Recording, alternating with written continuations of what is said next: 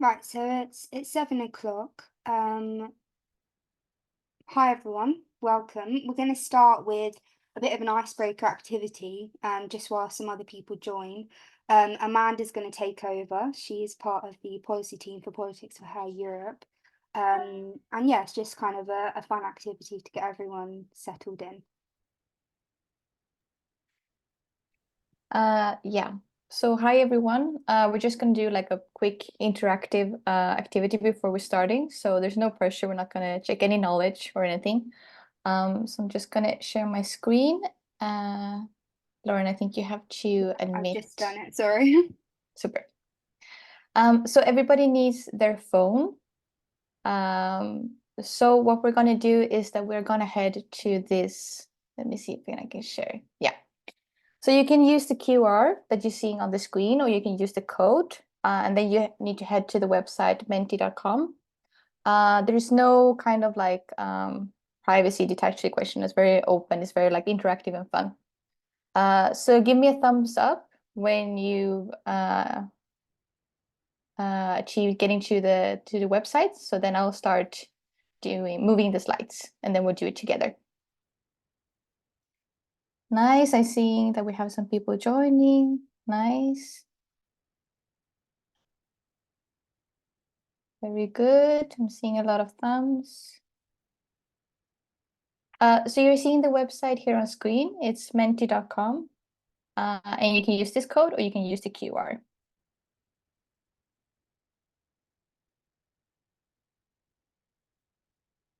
Very good. I think we'll start.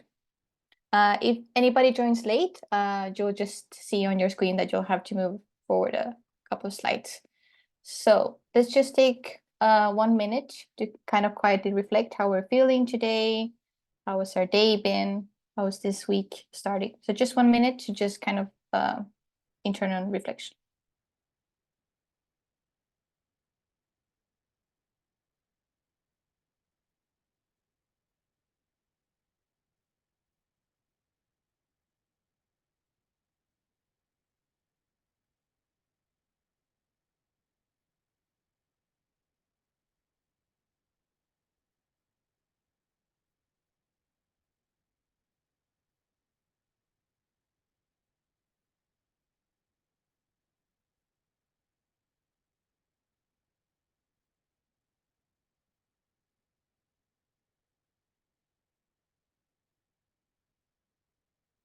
Very good.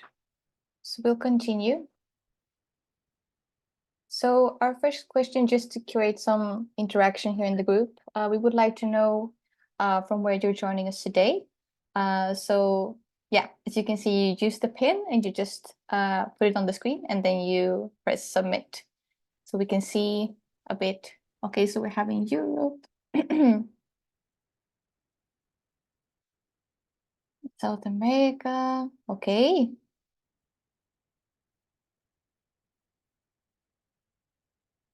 Wow, we're joining from very different places. That's nice. That's so cool.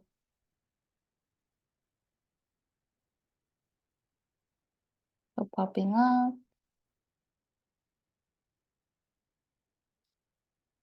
What a big network. This is awesome.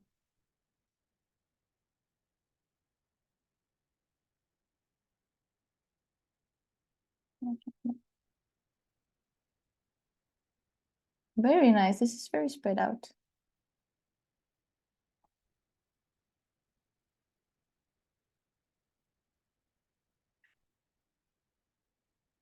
Cool. We're almost covering all continents. That's pretty spectacular for a webinar. Okay, so we're going to move on to the next question, where we would like to know what are you most proud of? What is your biggest achievement this far? So you will have 3 pillars. So you can type in 3 things that you're very proud of that you have achieved. Doesn't have to be any professional. It can be something personal. Your country, yes. What else? A nap. That was a very good nap. My skills, my cooking skills. Oh, my family. That's so nice. my resilience was very important.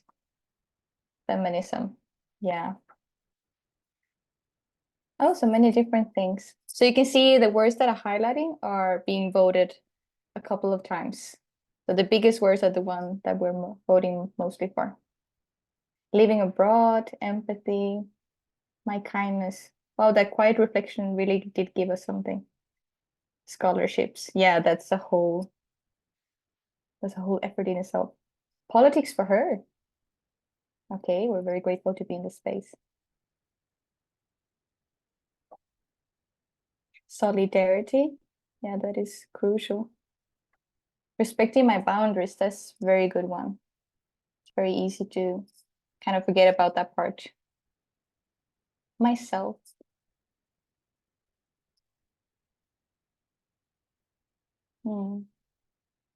Okay, I think we're going to continue to next question. Very nice of you sharing this with us. So what did you want to be growing up? What was your dream profession? So again, you have three options, so you can type in various answers if you had a lot of different professions that you were wanting to pursue.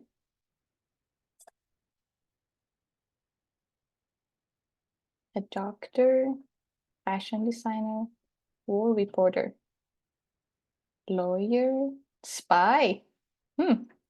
Wondering if you pursue that one. Veterinarian, journalist, nurse. Wow, we're having very different historian in Egypt. Oh, that's pretty cool. Teacher, feminist activist, everything love. I mean, why not go for great things when you're already at it? Psychiatrist, human rights advocate. Wow, so really, really, really. Hannah Montana.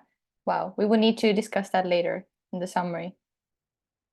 Writer, academic, housewife, university professor, politician. Wow, this is cool. Very broad. We're getting all of the kind of sectors here. Okay, so moving on. Next question. So how are you feeling for this webinar today? So again, you can pin, show your excitement, or if you're feel kind of uneven or whatever kind of excitement you're feeling.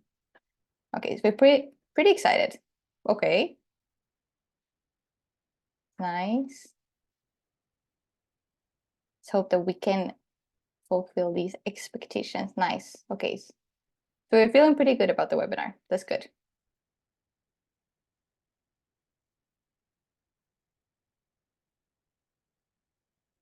Super. So again, thank you very much for joining us today. This was just a very quick interactive session. So I'll hand over to Lauren again, and thank you everybody for participating. That's what makes the fun out of it. Thank you, Amanda. That was really nice. I feel ready for the workshop now. The webinar, sorry. Yeah, so hi everyone. It's so lovely to have you all here with us today. Sorry. My name is Lauren, and I'm the head of policy for Politics for Her Europe. And we also have lots of our team joining us today who've been working hard to make this webinar possible. So thank you to you all as well. Just some technical stuff. Please keep your cameras and audio off for the duration of the webinar, just so that we can hear the panelists properly. Also, feel free to enable subtitles in your preferred language to better your own experience. If you have questions for the panelists, please pop them in the chat below, and our moderators will be collating them throughout for the Q&A session a bit later on. So before I introduce our wonderful panelists, I'm going to give a brief introduction to online gender-based violence in a broader EU context, just to set the scene for our up-and-coming discussions. Also quickly as well, our third panelist, Elena, she will be slightly late due to unforeseen circumstances, so really hoping she can join us a bit later. So, yeah. So online violence generally refers to the use of digital technologies for actions that have the potential to cause physical, psychological, or emotional harm. According to the European Institute of Gender Equality, 1 in 10 women have encountered some form of online violence from the age of 15 onwards. As these digital spaces continue to evolve, advancements in technology are giving rise to new forms of online violence, from non-consensual intimate image abuse and cyberstalking to deepfakes and gendered hate speech. Cyber violence disproportionately impacts women in Europe, particularly those in positions of influence such as activists, journalists, politicians, public figures, and those working in male-dominated spaces. And I think we're going to talk a bit more about that later. For example, according to UNESCO, 73% of women journalists have experienced online violence at least once. Victims may also face social and economic consequences, such as exclusion from public discourse, the risk of job loss, decreased productivity, and a lower standard of living due to subsequent mental health issues. According to data from EIGE, 51% of young women and 42% of young people hesitate to participate in online discussions due to past experiences of experienced harassment. As such, the online harassment of women results in limited access to freedom of speech, thereby affecting representation of diverse voices on online platforms, which is crucial. The EU is still in early stages of its proactive efforts to protect women's digital rights and bridge the digital gender gap. Leveraging the insights of our experts, this webinar aims to provide a holistic overview of existing policies at the EU level pertaining to OGBV, online gender-based violence, and we seek to identify inherent gaps in the current legal framework, deliberate on strategies to tackle such gaps, and ultimately work towards greater protection for women and girls, marginalised genders in the digital sphere. So I will stop speaking soon, don't worry. I'd like to introduce 2 of our amazing and inspiring panelists. Firstly, we have Josephine Ballon, who is a lawyer and head of legal at Hate Aid, a non-profit organisation advocating for digital rights, providing direct counselling and legal support to victims of cyber violence. She has testified before the Committee on Digital Agenda of the German Federal Parliament and the European Parliament, invited as an expert speaker on issues such as the enforcement of laws against online hate crimes and gender-based violence. We also have with us Mardia Sieber, who is a feminist digital sociologist dedicated to exploring the impact of technology through an intersectional lens, which I think is really important. Mardia holds a master's in sociology, during which she focused her research on the effects of technology-facilitated surveillance on women, as well as marginalised genders and communities. Recent accolades of Mardia's include a contribution to a research sprint held by the Berkman Klein Centre for Internet and Society at Harvard University, where she offered policy recommendations on digital IDs during crises. So let's get into the main discussion portion. As I said, Elaine will hopefully be joining us at past. So when she joins, I'll let you know. So I guess the first thing that we want to talk about is in your specialised fields, which we've just kind of discussed, what existing legislation is in place to address and mitigate online gender-based violence? Josephine, if you want to go first. Sure. Yeah, thank you so much for having me in this really interesting event. And since we are looking at a broader, more international perspective, I think the first thing that should be mentioned here is currently finished directive on gender-based violence and domestic violence that the EU actually created. And this was really something that we and other organizations fought really hard for, since for the very first time it really touches on the topic of online violence against women in the EU on so many different levels, from cyber stalking to insults to deepfakes and other forms of image-based sexual abuse, and actually defines a minimum standard of criminalization of these things within the EU. I think this is a really important step.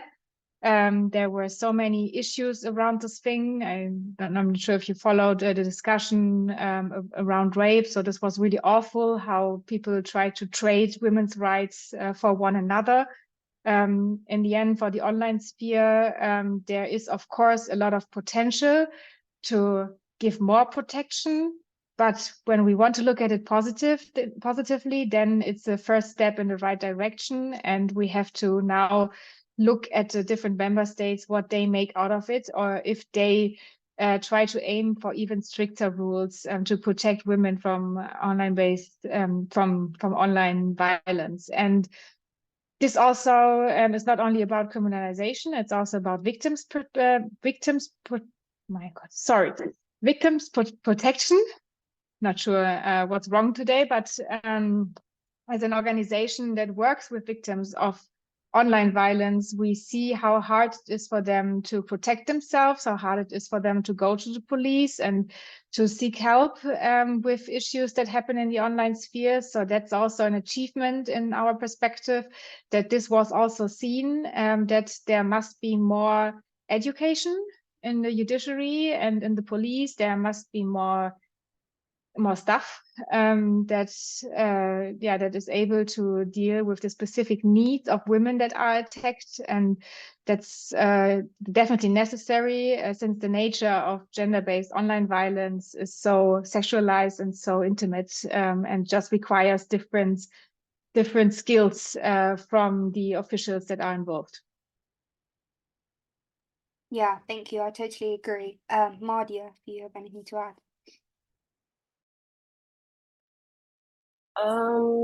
Just mostly on some of the legislature that I would not necessarily call them legislature, but different things I know on specifically non-consensual intimate images. So I do know Australia does have this is outside of the EU. Australia does have the E-Safety Commission, and a lot of that has tried to address and create frameworks, both for legal frameworks, but at the same time, technical frameworks for policymakers and people who create technologies as well to implement safety by design. So they took like the whole safety by design approach, but also broke some of these frameworks down into different ways that legal protection could help people to be protected. And I think a couple of years ago, the Africa Charter for Human Rights recognized it was not a legislature, it was just like a recognition of online gender-based violence. At the time, a lot of advocates in the region did consider this as an achievement because of a lot of work and advocacy that went behind the Africa Charter for Human Rights to recognize this. And obviously, when that recognition happens, the hope is that it ends up becoming like a long-term policy or becomes part of a regional policy. And yeah, so these are the different types of legislature, legal frameworks that happen. A lot can still be done, but they're in the works, I guess. Yeah, I agree. I think this was always going to be the shortest part of the discussion, to be honest, because the reason we're here is to kind of look at those inherent gaps and then try and fill them. I think also one of the things I saw was Belgium's Institute for the Equality of Women and Men, which again, not legislation, but something similar to what Josephine's Hate Aid is doing in extending support to victims, which I think, again, although this webinar is about policy reform, like coupling that policy reform with more social and cultural initiatives is really important. So I guess we'll just move on then to the next question, which I think is going to be the main bulk of the discussion. From your guys' perspective, what obstacles are hindering kind of the promotion of legislative change? And also within that, international cooperation, because something that you do see a lot is the disparity between different countries, especially within the EU, on having a consistent and robust protocol or the laws in place. They don't seem to collaborate. So regarding those and policies aimed at tackling online gender-based violence, what obstacles do you think are hindering that? For example, structural barriers, misconceptions, myths around different forms of OGBV. Mardia, if you want to go first, that'd be great. I do think that OGBV is struggling in the same way that GBV without the O has struggled for a long time when it comes to policy and protection work that has to happen. And in this sense, when you look at OGBV, one of the biggest misconceptions is that it's not tangible violence or it's not real violence. When you look at the fundamentals the same way, you would also see that with gender-based violence without the O, and I just keep saying, yeah, but with gender-based violence without the O for a very long time before a lot of legal framework or legislature happened around that, there was a lot of work that had to go into documentation. And when that happens, it's like, oh, but then how do we measure the public versus the private? What happens in the public and the private?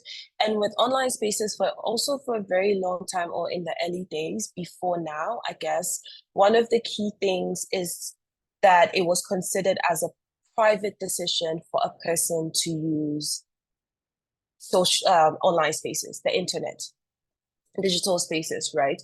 So it was considered until it started to become a threat to also like the political class and quote unquote very important people in certain ways. A lot of people would consider this as your personal decision to engage online. So then how do we regulate such a space?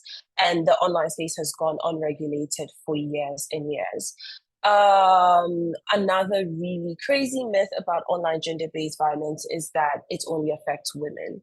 And then gender non-conforming and gender diverse groups of people is like in many places are ignored. So a lot of the documentation that would happen is online violence against women or online gender-based violence, and then the assumption is that it happens to only women.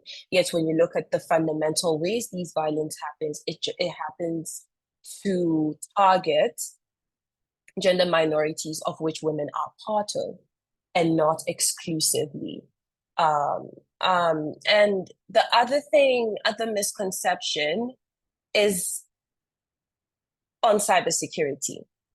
So I take the cybersecurity part of things because for a very long time as well, cybersecurity, and when we look at legislature and active work, there is a lot of like legislature around cybercrime, digital services, all of those things. Like we have lots of those, and those tend to tackle cybersecurity. But what they don't realize, or what cybersecurity has failed to recognize until very recently, and I say recently because it was recently that organizations like APC and other organizations started looking at the gendered approaches to cybersecurity, where they argue that it should be considered as threats, the threats that affect collectives and individuals due to their use of online spaces. Because online gender-based violence also includes things like doxing, also includes things like phishing attacks to dox people, even beyond bullying, right? That is a cybersecurity threat. That is a security threat. But for a long time, it's been considered as organizational, national, and technical or informational, which we find it's also seeping into how different people or different contexts conceptualize the idea of online gender-based violence, or with conceptualized violence online. They think of it as hacking into somebody's device. But now it doesn't have to happen in that way. Lots of people are getting doxxed. We are seeing phishing attacks happening every day through things like Instagram bingos. If you're here and you're partaking in Instagram bingos, please stop. But partaking in Instagram bingos and putting out your certain personal information, like even pictures of yourself that could be used in like synthetic image generation. Or these are like really innovative phishing attacks that are happening lately. And there's so many people who have spoken about how doxing have affected them, or some of these attacks have affected them. When it comes to some of the structural barriers, from what I have observed, and how policies come about requires constant advocacy. And I think, Justin, you'd be able to definitely speak on that, because you did mention that you've been fighting, your organization has been fighting constantly to get certain legislature and certain things to be included in EU legislation on online violence. But policies and legislature would come about through constant advocacy. And part of advocacy also is working hard to show how widespread the violence is. And with OGBV for a very long time, a lot of people who were working on addressing and protecting people were focusing on documenting the threats so that they're able to prove how real these threats are. And in your question, you mentioned, why isn't there some form of alignment? I think one of the biggest thing with alignment is also context. It happens differently in many different contexts. There is a very contextual heavy thing that happens with OGBV, because how a woman or how a person would be violated in Belgium might be different.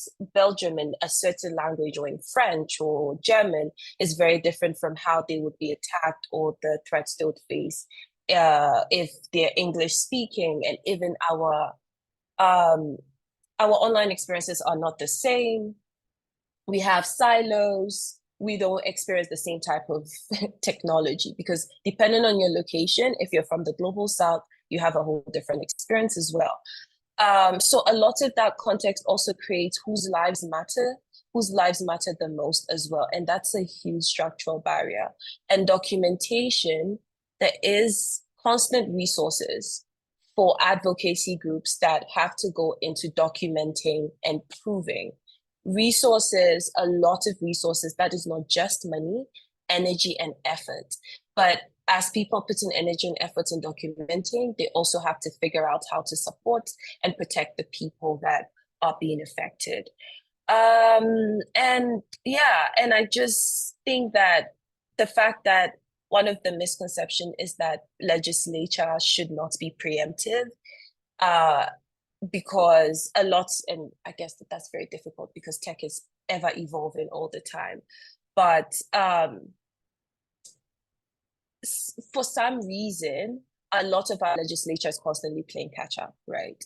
Catch up on like this happening, there's that happening. And it does not go to the source of the issue. That is, if tech companies are creating this problem, how do we get them to actually fix it? As a preemptive approach. So those are the key things that I'd mention. Yeah, I 100% agree. And I think what you were saying just then about how technology is moving at such a fast pace, we were already behind in terms of legislation. And it does seem that a lot of states' priority is kind of generic technology-based laws, rather than, as you were saying at the start, having a gendered lens, and at that having an intersectional lens, because they either falter without having any gendered perspective, and when they do, it's never intersectional. So yeah, thank you for those contributions. Josephine? So a lot has been said already. I would still like to add that from my personal experience when talking to male politicians, I can really tell you that some of them, or like even many of them, and many decision makers are male politicians. They have really no idea what women experience online, because most of them are too ashamed to talk about it in public because of the very sexualized and intimate nature of the attacks. Especially when it's image-based abuse, but also when we talk about rape threats or whatever they have to endure online.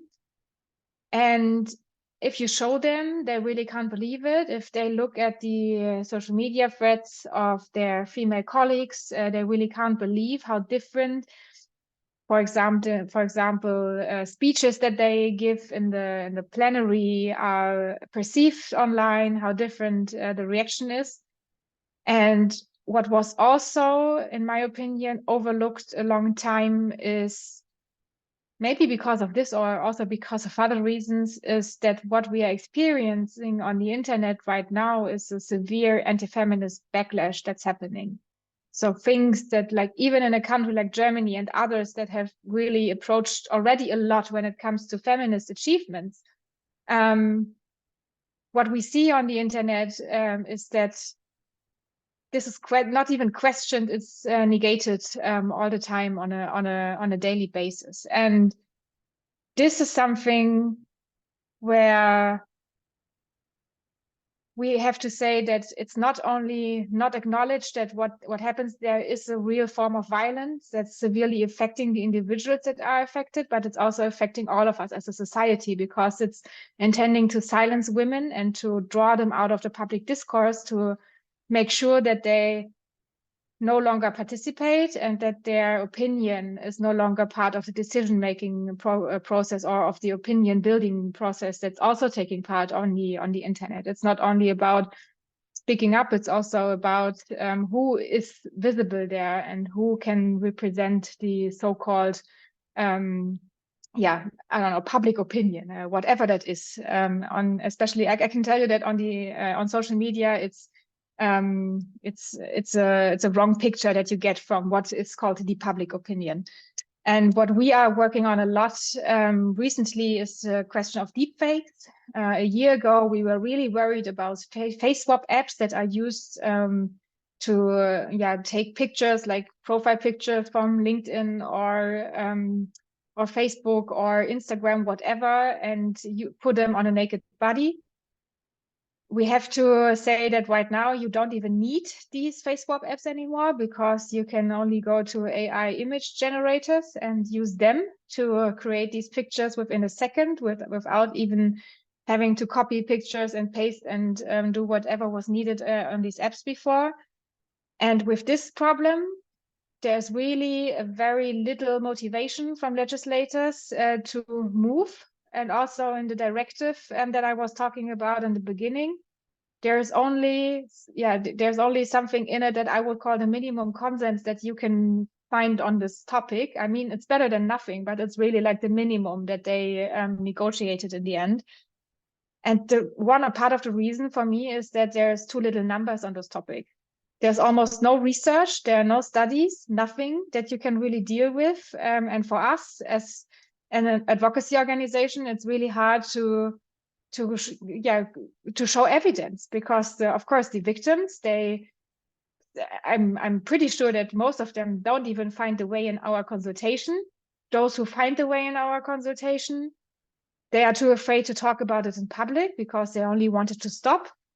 And then how can we show evidence that this is affecting a lot of women, and that not only the women that are affected, but also the ones that see what can happen to a woman that speaks publicly, that wants to run for political office, that just wants to be active on social media, and what a threat this fear is that you always have to be afraid to put this burden on yourself, on your family, on everybody who knows you, to be naked on the internet with only a mouse click away.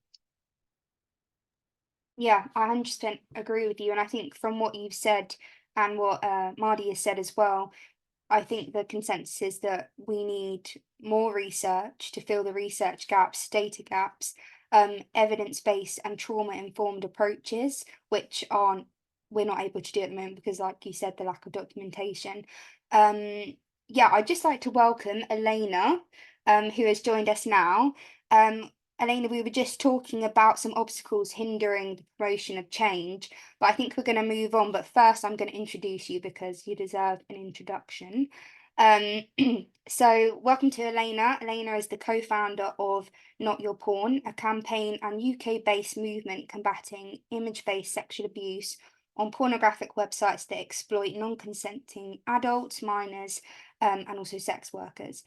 In 2021, Elena was awarded the National Accident Helpline's Future Legal Mind Award, having written a pioneering essay on the regulation of the commercial porn industry. Welcome, Elena. We're very happy to have you. You can start us off on this next question. We're going to be expanding on the previous one. could we identify any specific gaps within legal frameworks concerning online gender-based violence in your specialised field? And what are the potential ramifications or dangers of these gaps, such as their potential to manifest also offline? I think it's really interesting that obviously we've discussed the kind of the legislation that is barely there, but looking at the really significant gaps in frameworks that are hindering work like yours, and that need to be urgently sorted. Absolutely. Thank you so much for having me, and I hugely apologise for being late. So in terms of the gaps, I think this is a really crucial issue because from on the surface, looking at the UK, at the moment we're in a flux or a flurry of change. You know, we've just had the Online Safety Act, we've had reforms done to Section 33 of the Criminal Courts and Justice Act, which penalises or criminalises an individual perpetrator's behaviour when it comes to sharing. We've got legislation to criminalise the sharing of deepfakes. So on the surface, all of these things look like steps forward, which they absolutely are, but it's really important to approach them with caution. Well, the first point to make is that legislation is not a panacea for everything, you know, and legislation in and of itself is an ineffective means to combating this particular issue. My specialism, as has already been said, is image-based sexual abuse, but I think that that's also true of lots of forms of online violence. And I think right now, the crucial obstacle that we have in the UK when it comes to the Online Safety Act is the way in which Ofcom is going to give life to this piece of legislation. You know, the bare bones of the legislation is the first hurdle. The next thing is, how is this going to be interpreted, and how narrowly or how broadly this legislation is going to be interpreted will affect and impact not just the lives of current survivors, but future survivors and people that don't even know that they've been subject to online harm yet. So I think, you know, that's the first stage. And I have a couple of thoughts on Ofcom's legislation. One of the key battles that we have in every single field when it comes to policy is this watering down of violence against women and girls as if it's somehow less harmful than, say, terrorism, or less harmful than, say, other forms of exploitation online. And we're really seeing this with the Online Safety Act at the moment. One part of the guidance that's been proposed says, for example, no matter what the size of the organisation or the company, Ofcom has said if somebody has been shown to be perpetrating terrorist acts or using those particular sites for terrorist means, that account needs to be removed. But the same standard is not held for online abuse, whether that's for women and girls or whether that's generally. Why do we have this approach that is somehow less harmful just because it's happening to an individual person, which obviously the societal ramifications of that are huge, than, say, terrorism, which is against the state? Now, that's a really nice, neat example, but there are plenty more, which, you know, maybe in the discussion we can go into more detail, but I thought that was just a good illustration. In terms of also thinking about how this legislation is implemented, you know, the legislation in and of itself is nothing without the institutions that bolster it. So if key stakeholders like the police, the criminal courts and justice system, the NHS in some cases in the UK, are not able to flag, spotlight this kind of behaviour, not able to, you know, when we're thinking about deepfakes, police have not had investigative powers on deepfakes before. So really it's been how can people look to investigate and then take that through to the Crown Prosecution Service without those powers? You know, there's a lot of information and a lot of things that need to go into creating a complete system with different levers to tackle this particular issue. So I think I suppose I want to hand it over to this discussion over to other speakers as well. But my irritation at the moment is this idea that I'm getting from a lot of politicians and key stakeholders is that, excellent, we've got legislation, job done. That's not how it works. And I think that this approach is really one of the most harmful things that we're seeing at the moment, because there is this sense of complacency when it comes to gender-based violence. I've also just seen that there's a really interesting question in the chat, but we'll go for that later. Yeah. I saw that as well and I was like, Good question. No, thank you. That was really insightful and some really specific examples given. Really interested about the application of towards crimes of terrorism versus online gender-based violence, and there does seem to be a bias against online gender-based violence, like you said. Josephine, if you'd like to add anything to that question, and then I'm just conscious of time, we'll move on. I would just like to quickly jump in on the last thing that you said. Legislation is not enough. We also need enforcement of this legislation, and I think this can't be more true, especially in this field that we are talking about today. I just would like to give one example. We now in the European Union we have the Digital Services Act, which is meant to regulate online platforms, and we were also fighting for more rules that concern online gender-based violence, but they didn't make it into the text. Instead, something else made it into the text, which is a rule about how to assess the risks that online platforms pose to our society. And there you find one aspect, which is gender-based online violence, that is supposed to be somehow part of these risk assessments that are done by the platforms and should be audited by some external company that is chosen by the platforms. And then the commission will think with the platforms about ways to mitigate these risks. One official once called this article the woke clause in my presence, where I also think, okay, like this is what you think this is. I think it's really necessary to have something like this, but now the Digital Services Act for the very large online platforms is in place since August already, and everybody's really disappointed because all these new and shiny transparency obligations for the risk assessment, they all happen behind closed doors, and the European Commission is always meeting with us and other CSOs telling that we are so important, our work is so much needed, and that we should contribute to the whole process of enforcing the DSA. And I really appreciate that they are talking to us and meeting with us a lot. But on the other hand, we can't do our work if everything is hidden from us and nobody gives us a little bit of transparency about what the platforms are saying, because this is not how civil society can work.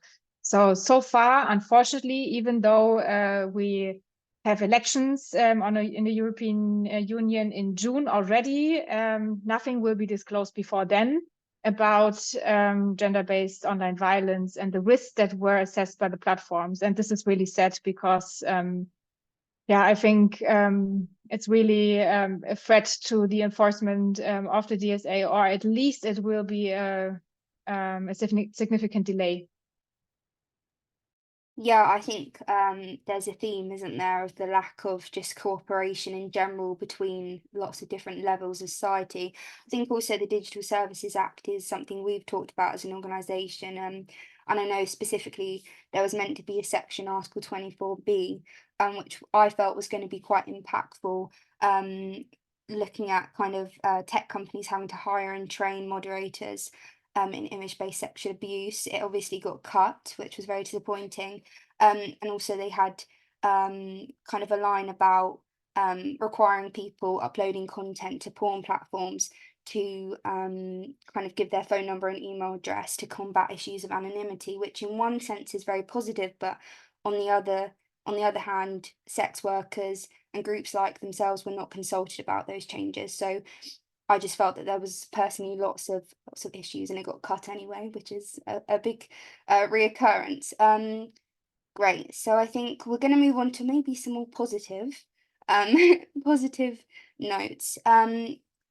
I'll go to Mardia first. Looking ahead from this into the future, what specific amendments or additions do we think are required to existing legislative frameworks to enhance the safety of not just women and girls, but marginalised gender individuals in the digital sphere? Are there any kind of impactful examples or strategies you can share, or perhaps initiatives, partnerships in which you've been actively engaged? Okay, so I think Question, that sorry. question I have So that question, I have even more questions. So similar to the question in the chat, how might we create legal framework that is nuanced and practical in addressing violence holistically? Because in looking ahead, some of these amendments might have to look at practical ways. I think a lot of legislature, and I don't specifically work on legislature, but I see that a lot of legislature are very aspirational in theory, very much aspirational. It's aspirational in where it wants us to be, but also cuts down a lot of things, which also kind of speaks to a lot of the biases, because I've been listening to the other two panelists, and it's very reflective of biases of the policymakers themselves. How might we also create legal framework that hold tech companies accountable, who churn out products and features, and do so very mindlessly? Because if you create a problem, you should fix it.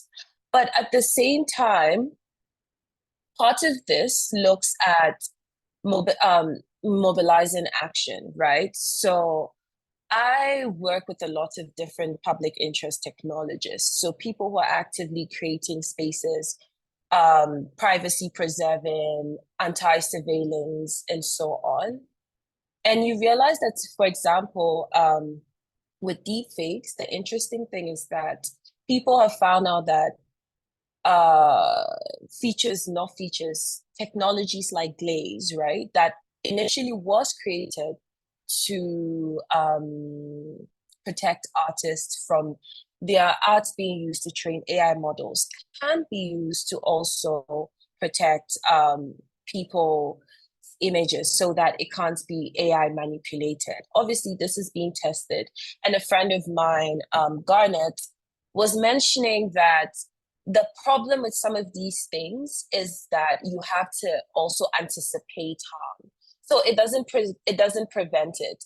It's like you're posting a picture online and you're anticipating that, oh my God, somebody might take it and use it in this way. So let me run it through this thing just so that nobody can use it to create synthetic images or AI manipulated images of me in a certain way.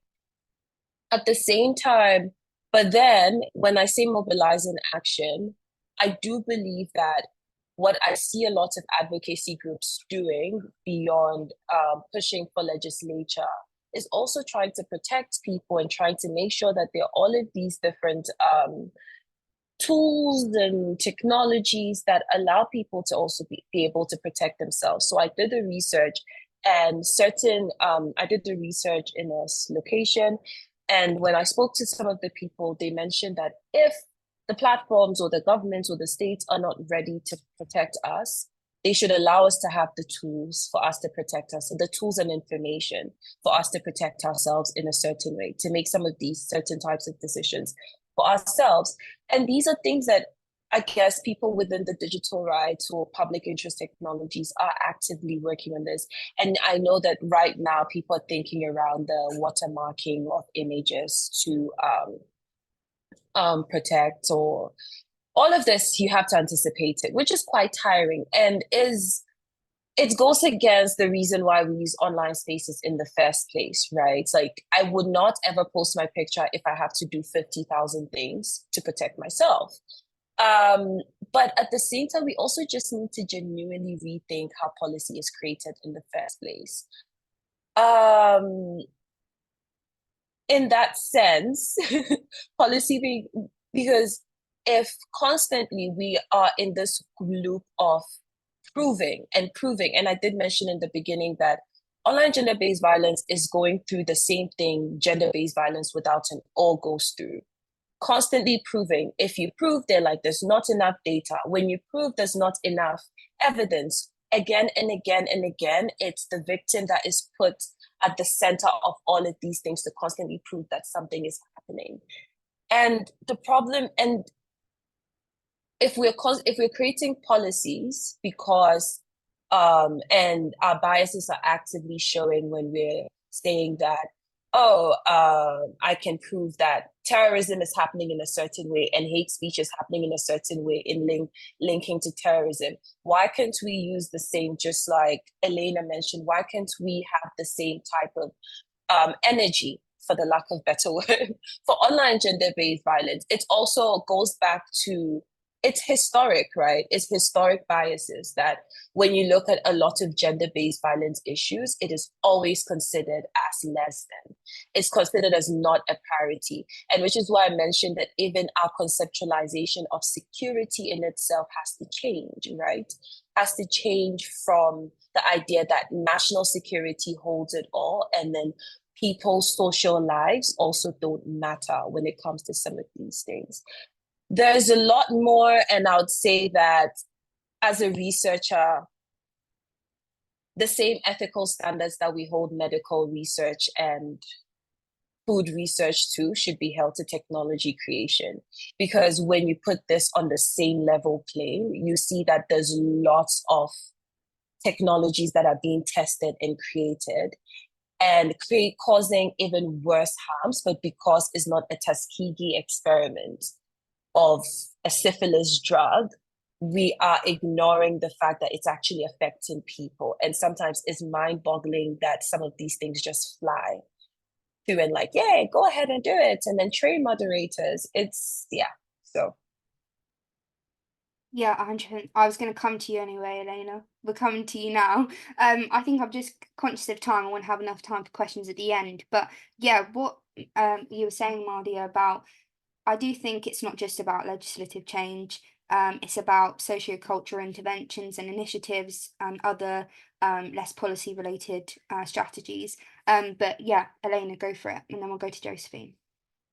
Thank you. So just leading on from what's already been said, I think one of the key things that struck me was this idea about the burden being on survivors. There is so much burden, not just in terms of changing law and policy, but also being, you know, the police officer in your case, being your own advocate, being your own lawyer, being your own therapist, being your own advisor. And all of these roles, you know, the mental and physical harm of that on a survivor is not only just far reaching, because as we know with this kind of violence, like most forms of violence, but specifically with online, a characteristic is that, you know, anyone can become a perpetrator. After that, particularly in image-based sexual abuse, once that initial sharing has happened, you know, there are maybe 1, 2, 3, 4, however many degrees of separation between the perpetrators, plural, and the initial sharing. So I think that that's a really important point to emphasize. But in terms of changes, one of the things that I'm advocating for at the moment across all different levels of society, which impact with this, is a filter through, not a top-down approach. So I think often with top-down approaches, we think something on a higher level like legislation or a particular policy within the police or whatever it may be, that's going to trickle through the system and it's going to fix everything. While we need those mechanisms, absolutely, especially with online abuse, I would argue, we need a filter through effect. And I'll explain why. Some of the people I've spoken to at platforms, be them porn companies, be it social media companies, you know, that coder or that programmer that I've spoken to that doesn't think it's possible for image-based abuse to happen on their site and doesn't consider what the impact of a download button on a porn site would have, is going to have huge ramifications for the way in which non-consensual content is shared, disseminated, created, for example. And I remember speaking to someone from a platform recently, who I literally had to get up and show them that they had non-consensual content on their site because they didn't believe me. I mean, I don't know how that's even possible, but you see what I mean in terms of everybody within that company is working towards a goal, which is ultimately, you know, maybe this is cynical, maybe this is just truthful, but profit. And I think that part of influencing this is really understanding that every single person within that organization has a responsibility. And really the guidelines you set for your employees, if you're expecting people to work collaboratively and respectfully among colleagues, why is that so difficult to envisage when you're talking about the users of your site? It shouldn't be. And I get very frustrated with platforms who have community guidelines that they don't stick to. I also get very frustrated, which I think is an sort of immediate win, with this idea or this narrative that you also have within the funders of huge platforms like venture capitalists and generally within the market, that safety isn't profitable. I know that's an uncomfortable sentence to say, but actually safety is incredibly profitable, because from the small amount of data that we have of how many women and girls particularly, but everybody that's pushed off of sites, we know that people don't feel safe. So I think that not just zooming into the platforms itself, we also need to look at all of the different elements of a market. And we do need to be looking at policy from quite a commercial aspect, especially for things like the Online Safety Act, where companies are coming to that kind of regulation from a commercial perspective of harming their profit. Well, the evidence that, you know, I'm part of a very small grassroots non-funded organization that does this around their day jobs. And over the 5 years that I've been campaigning, we have enough case studies to show why safety by design and also safety by processes is the most profitable way forward, if that's all they care about. And I think that politicians and other key people working within policy and law reform need to be thinking about this as well, this way as well, because the commercial aspect, we can't get rid of it. I have a lot more to say, but I'm going to be quiet now. No, everything you said was amazing, and I totally agree. I think it's really difficult when we can't even get legislation to be enforced, and then you have tech companies who are profiting off of these acts of violence, especially pornographic websites. I'm just conscious of time. Again, I just want to say to everyone who's attending to pop any questions in the chat, because we're going to start the Q&A session soon. But Josephine, do you have anything to add, any strategies, anything you're working on? I know we talked about a lot that you're working on, really interesting projects, so go for it. I mean, we try to contribute to some kind of a solution to the problem by attacking the problem from many sides. So on the one hand, we give the individual support to victims and survivors that are personally affected or do this experience of online violence almost on a daily, but at least on a regular basis. And we try to support them as best as we can to move as safely as possible and to stay part of the Discord and not withdraw. That's the most important goal that we have in our consultation. We provide also legal assistance by litigation cost financing. We try to empower them by going after perpetrators and also after platforms. And this is really an empowerment effect that cannot be underestimated, because many people that come to our consultation feel helpless for years and years. And for the first time with our legal support, when there is nothing you can do with consultation anymore, they have the feeling that something they did to defend themselves worked. And this is really an empowerment effect that can really not be underestimated. On the other hand, we also do education with law enforcement and judiciary because they are also stuck in another age sometimes, which is not the digital age, which is also not a surprise to the participants in this event. So I guess, and that's why they need education. And I know that some people also rightfully say they don't want to talk to the police, they don't want to talk to the judiciary, but we do it because we think it's important. We think it's important to educate them. And of course, you will never convince everybody in the room, but everyone that you can convince is a win to somebody who reaches out to them. And also, of course, we do the advocacy work, and we also do landmark cases against social media platforms. Because yes, regulation is not enough. But I would still support Eleanor's statement and say that regulation is one of the most important parts in this whole game, because the online platforms are the #1 places where online violence is taking place. And we cannot expect them to get better on a voluntary basis. And from an economical point of view, this even makes sense, because they want to earn money with what they're doing. And at some point, our society decided to give our public discourse in the hands of these private companies. And private companies want to earn money. And of course, they cannot justify to spend a lot of money on safety and be the safest platform on earth if this is reducing their revenue, the revenue of their stakeholders. And yeah, that's not in the, from an economic point of view, not in the best interest of the company. This is why I think only regulation can create a level playing field for all the companies and rules that everybody has to stick to. And it's right now really hard to enforce them, because for a very long time in the European Union, at least, we had a situation where they could not be held liable for anything almost, because we had a situation where there were small startup companies, and all the regulation was built around the idea that it would be amazing if they come to Europe with all the jobs and taxes and everything that it brings. So it was really made easy for them to run this business model.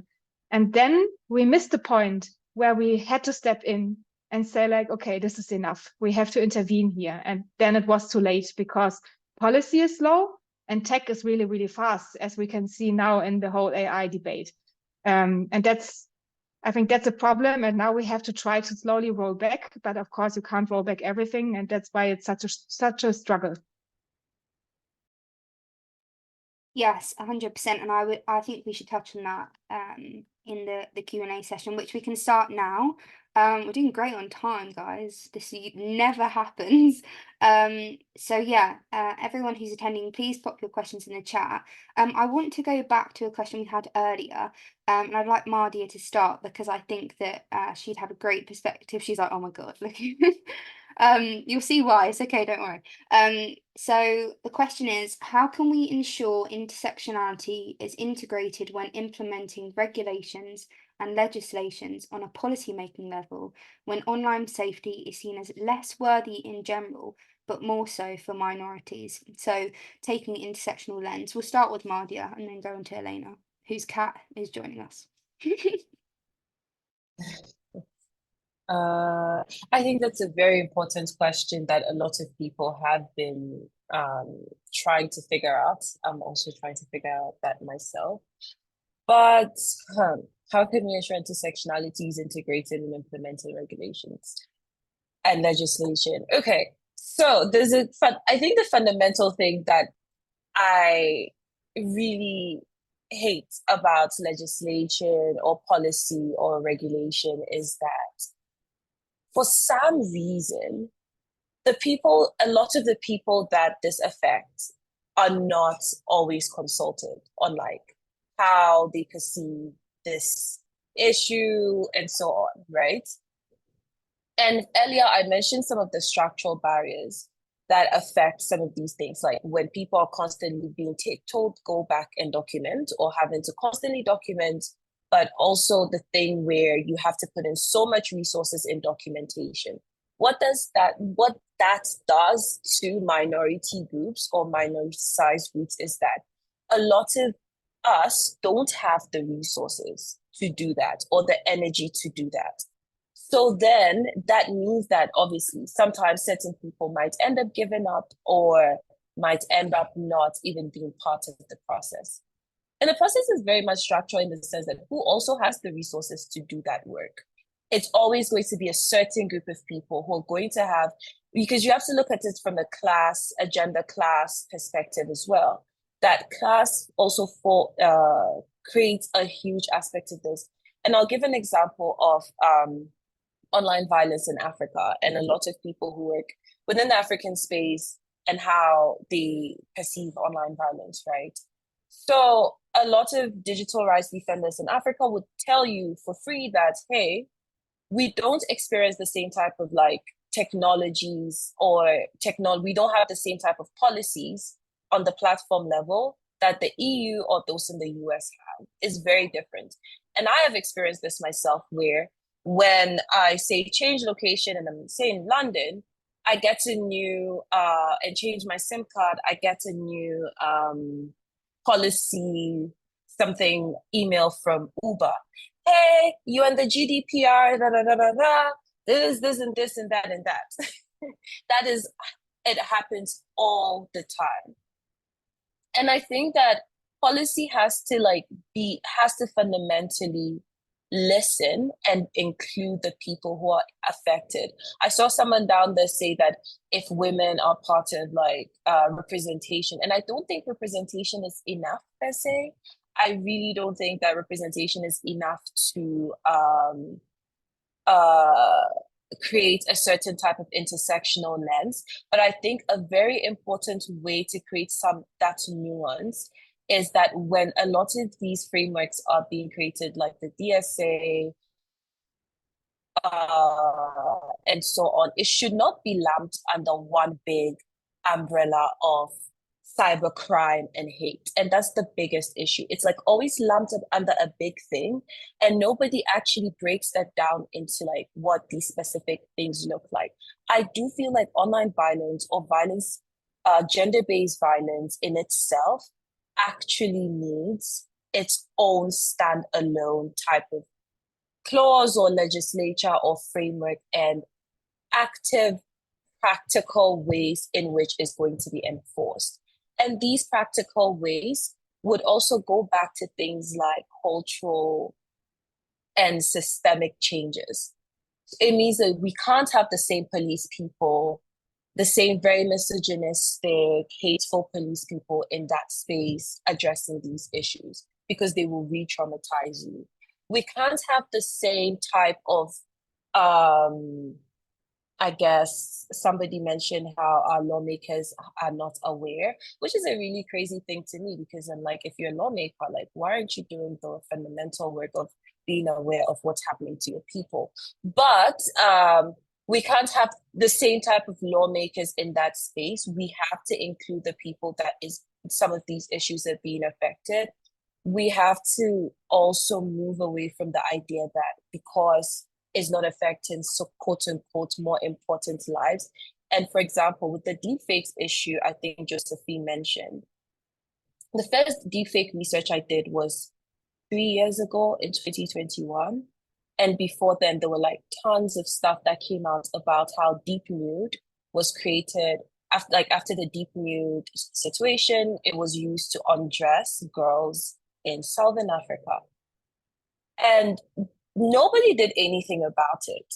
Nobody batted an eye. There's been lots of reports. There's been lots of documentaries that have come out about this same issue. But because it's about women in the global South, it's always ignored until it happens to Taylor Swift. And then suddenly we're seeing all our LinkedIn pages being filled up with some of these things. And to an extent, even this is so difficult.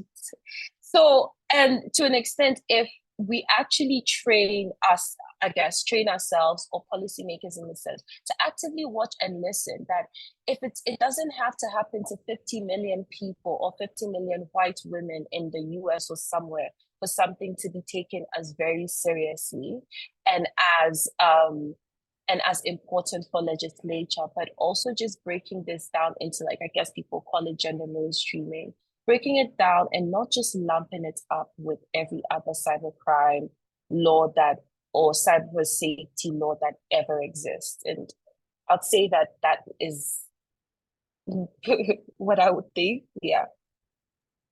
Yeah, I totally agree. I think that's something I never thought about before, that the intersectional lens needs to not just be about the people we're including, but the people that are already in those positions of power and influence, and the people on the other end of those issues, like the police, like lawmakers. Obviously, there's the bigger issue of getting intersectional individuals into those spaces, which takes more time.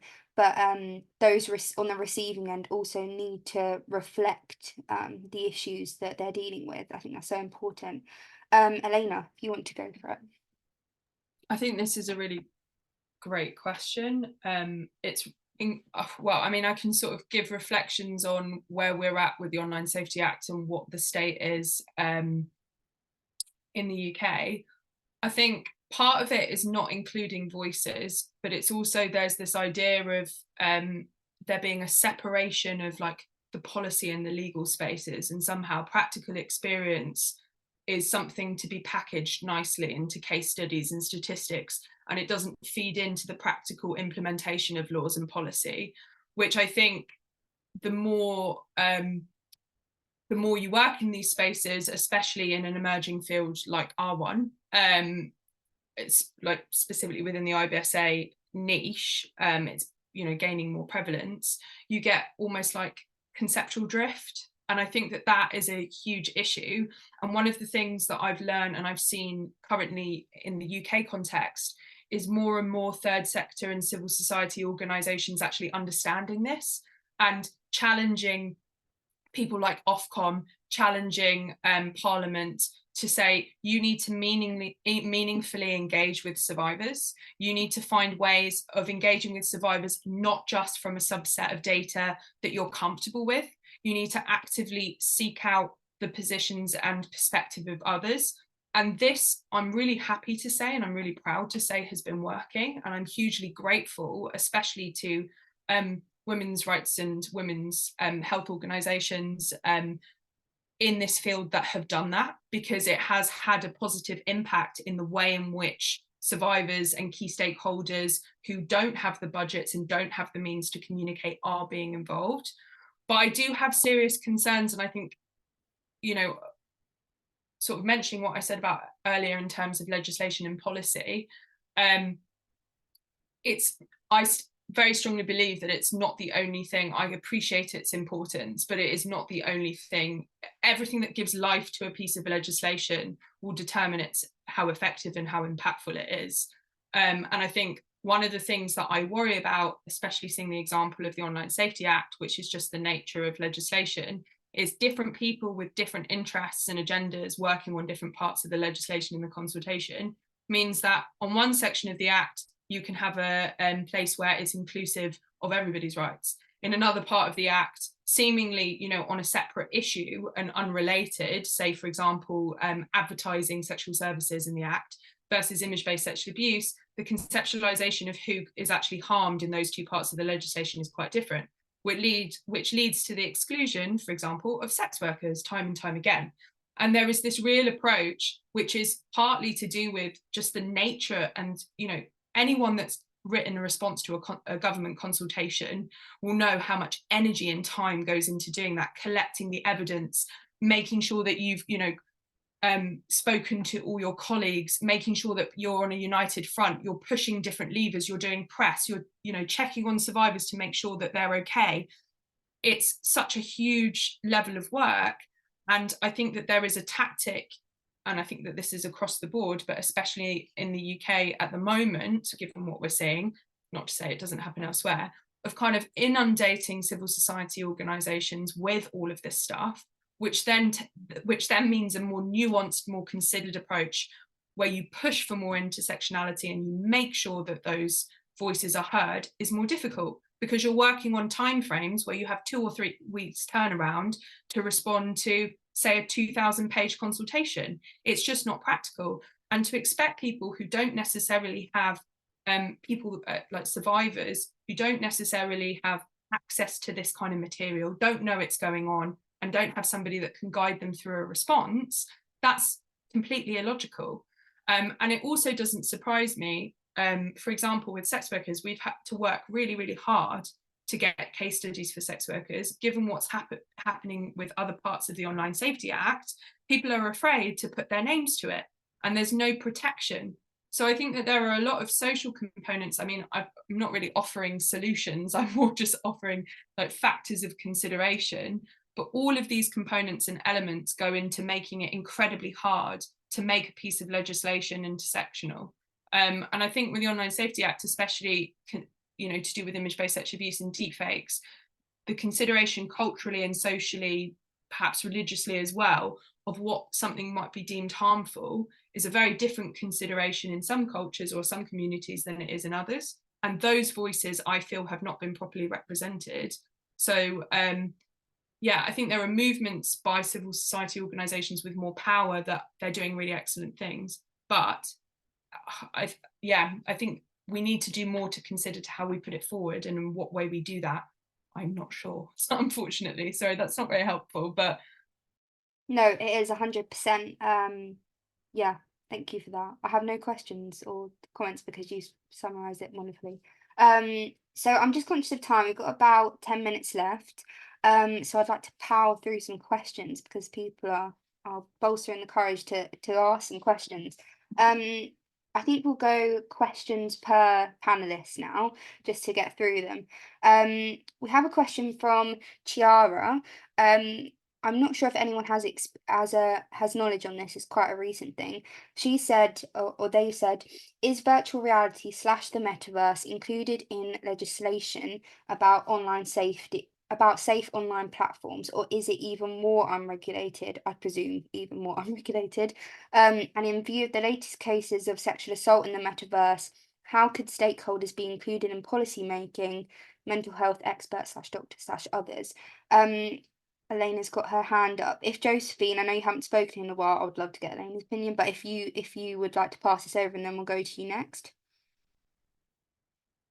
Josephine? So who's next? Sorry. No, I was saying if you'd like to answer the question and then we'll go around the group. Yeah, so I would like to start with the metaverse question because that's a really interesting one. And I'm afraid I have to say it's not clear, at least in the EU, because it's not entirely clear if the Digital Services Act, for example, is applicable to all parts of the metaverse. And then the metaverse is also not available in all countries. And we also, at some point, we thought that it will gain more relevance soon, but then it somehow didn't. But then we see these individual cases that really hint, and also not the cases, but also to research, research from journalists, for example, that really hint to a bigger problem in this almost entirely unregulated space. And I'm pretty sure that even if the Digital Services Act was applicable to the metaverse, that the authorities who are in charge for enforcement do not know how to go there. Elena, I know you put your hand up. Do you want to quickly add something? Just conscious of time. Yeah, so I was just going to echo what Josephine has said. We know we're struggling at the moment to even get people to recognise image-based sexual abuse, let alone the metaverse. So in theory, the current legislation, especially when we're thinking about a duty on platforms through the Online Safety Act, would also apply to companies, working on the metaverse, in the metaverse, virtual realities, etc. But whether practically that's going to happen is a different question. And I think that all comes down to the legislation and socially the policy that give effect to that legislation. They're in two different spaces. I can also just quickly comment on engaging key stakeholders to do with sexual assault in the metaverse. At the moment, the NHS doesn't have guidance based on online abuse, for example. So one of the key ways to do that would be to set up a focus group, identify key questions, reach out to civil society organisations, get their feedback, to then create within the domestic abuse framework an online, or separately, an online abuse framework to then refer to services. In terms of the Criminal Courts and Justice Act, we're long overdue a review of how victims and survivors are treated within the court system, and legal bodies such as the Law Society and the Bar Association should really be doing more training on how advocacy is done, oral advocacy is done in court, because I've seen some absolutely shocking criminal defences where victims and survivors are just dragged completely through the mud, and that is just not acceptable. Like, if you've got to that position, you should be able to put together an argument that doesn't rely on you completely trashing somebody that's already going through a really horrific traumatic experience. But there's lots of ways to do it. I think the main point is whether pushing people to get on with it. Yeah, thank you very much. I totally agree. We're going to speed through now. People are asking questions. I want you to give them answers. So, Mardia, if you feel comfortable answering this one, from Lavinia, considering the last AI-generated profiles of female models mostly, how harmful do you think AI-generated images could be on gender representation in social media?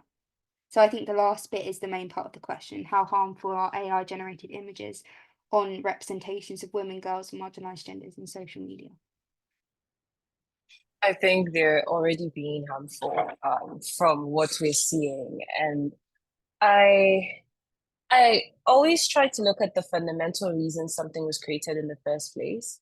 for example, like what was the first iteration of AI generated media? I might be wrong, but from my understanding, it was Deep Nude before it was discontinued, and people created other iterations of this. And I always argue that when it comes to a lot of like AI generated images and how they harm women or how they harm certain types of people, it's doing fundamentally what initially it was created to do.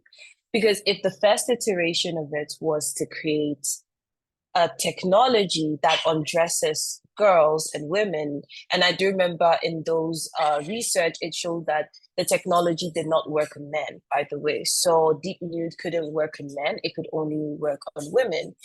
And if other iterations of this technology, even though it was discontinued, have become things like other type of AI generated AI generated this, AI generated that. It is doing what it was fundamentally created for in the first place, but also it is a reflection of the society that we live in, right? Constantly harming women, constantly harming certain groups of people. And yeah, yes, that question is very simple. It's already happening. So Yeah, 100%. I think and if it's not stopped, it will just continue to grow, and especially for people working in the sex industry, I think that could be pretty harmful. Again, I think we're probably going to have time for 2 more questions before we have to wrap up, which is such a shame. Josephine, I'll put you on the spot here. So Yolanda's asked, in relation to society's knowledge of OGBV, for example, with the recent case of the fake Taylor Swift images, many US legislators incorporated the issue of deepfake pornography into their political discourse. Do you think that if celebrities start talking about this kind of violence, the focus of politicians and lawmakers could change? Big question. I mean, it's a really sad answer, but I'm afraid that this might be true. I mean, at least this is what we experienced actually in some cases that we had. We are working with a few federal politicians and also people that you would call public figures in Germany, at least. And of course, it helps if they want to speak up, especially on the topic of gender-based online violence, where we unfortunately experience again and again, no matter if it's a political campaign, if it's a petition, if it's only, I don't know, an interview or something for social media or something for the press, that sometimes we find somebody who is willing to speak about their experiences. And of course, people want to hear the stories to understand how much it impacts them, and then they just withdraw from the project in the very last second because they are too afraid of the consequences.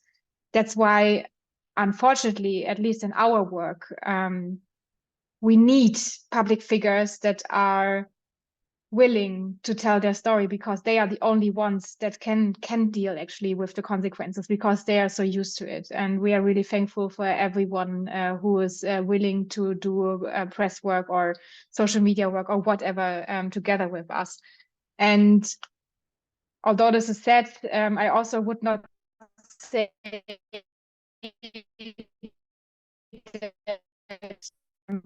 people have around that are really afraid of what's happening and that just don't want to talk, to be equally respected and accepted, and that's also totally fine. And we also see that it changes over time for some people. Sometimes they are willing to talk about it, and sometimes they just say, I can't do it right now, and that's also completely okay. And we received, after the Taylor Swift incident, a lot of press requests saying like, oh, is this the first time that it happens? And we were like, no, it's happening all the time. You just don't look at it. Although, and this is also something that I have to say for Germany at least, that there was a lot of news coverage, a lot of documentaries and stories about this topic already, but still there's no willingness from the decision maker side to act on it. Yeah, I was talking to someone today about that actually, and I think it's really frustrating, especially the Taylor Swift example. Not her individually, but just the fact that it has to happen to someone in the public eye for it to be taken seriously, for it to get media coverage. And I often think that because she has monetary backing as well, not just kind of being able to keep up her persona and reputation, I think that the monetary backing is sometimes all that counts, especially for the little people who are affected. It's a big contributing factor to whether they take something forward or not. So yeah, that was really interesting. Thank you so much. One last question, and then we're going to close off. It's from Basola, and they said, what can be the impact of online gender-based violence for children, most especially now in the days of content where kids are posted on the internet very regularly?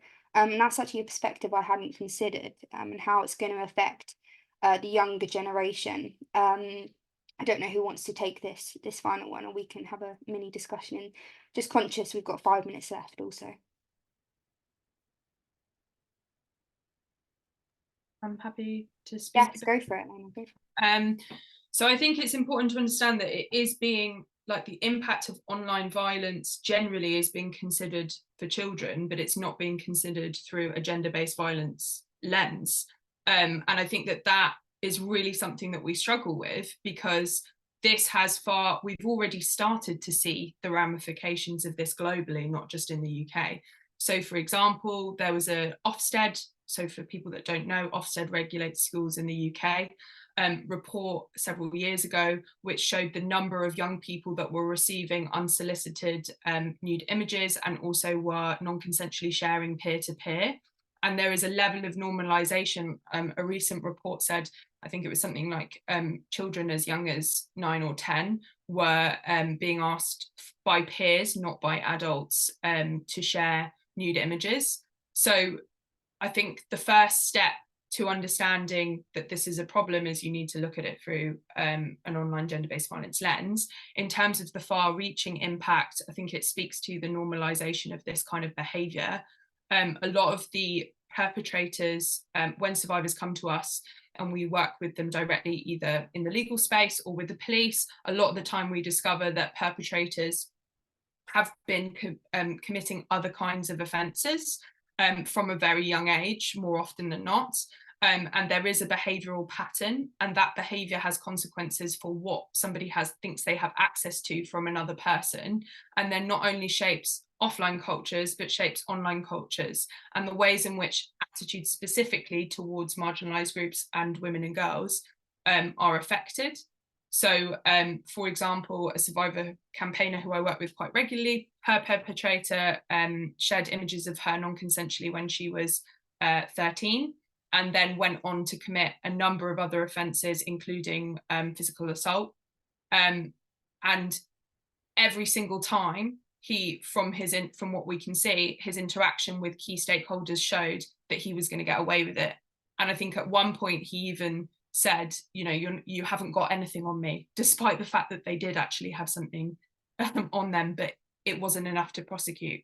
So I think it impacts the ways in which we value women and girls particularly, and it filters through all of these people. All of these young people are going to go on and carry forward in their lives in different jobs, in different roles, these values. And that's a really powerful but also very dangerous thing. So if we're not changing that narrative and understanding this through a gender lens, I think that has, you know, perhaps pessimistically, very huge implications for society and societal norms and values. Yes, thank you, Josephine. I can see you're unmuted. Would you like to add? Yeah, just very quickly, I would like to add that, of course, it also has an effect on young girls, seeing what happens if you are speaking up about things as a woman. And also we have to be aware that this is also a youth protection issue. I mean, it's not a coincidence that on the paper, there are rules for youth protection in many, many countries to protect children from explicitly sexualized content, from violent content, and so on. And with the internet, this is just this is just not taking place, especially in places like porn platforms, TikTok, but even in Google search. We have one client who is an actor in Germany. She had a situation where actually her children at the age of 8 found her deepfakes, which were really like also hardcore porn deepfakes on the internet, and the child did not dare to tell her the mother, so turned to the father and said, like, are you aware that mama's doing porn? And so this was a real issue, and it had to go to psychological treatment afterwards. And this was on Google image search, because Google is saying we are not blurring these images because they are not, how do you say, when they are indicated as specific content, but on most porn platforms this is not happening. So Google is just showing this to everyone.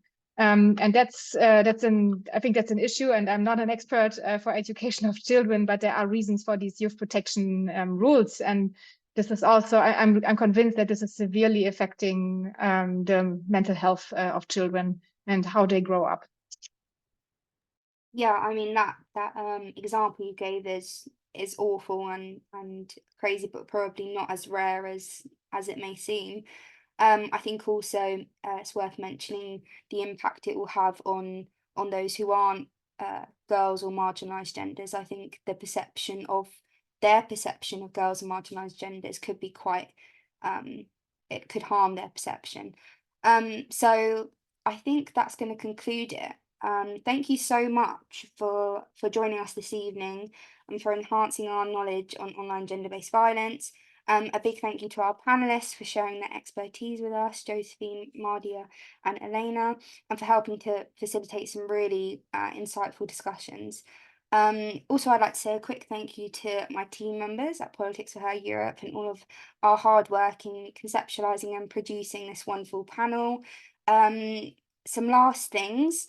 We'll be sending out attendance certificates and also feedback forms, so wait for those.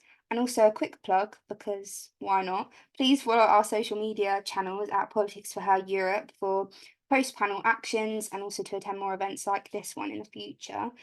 So yeah, I think that's it. Thank you so much for attending. Thank you again to Elena, Mardia and Josephine.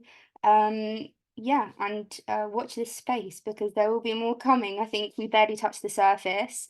I know that we're all kind of, I feel like we were just getting into the conversation. So yeah, we'll definitely be collaborating in the future.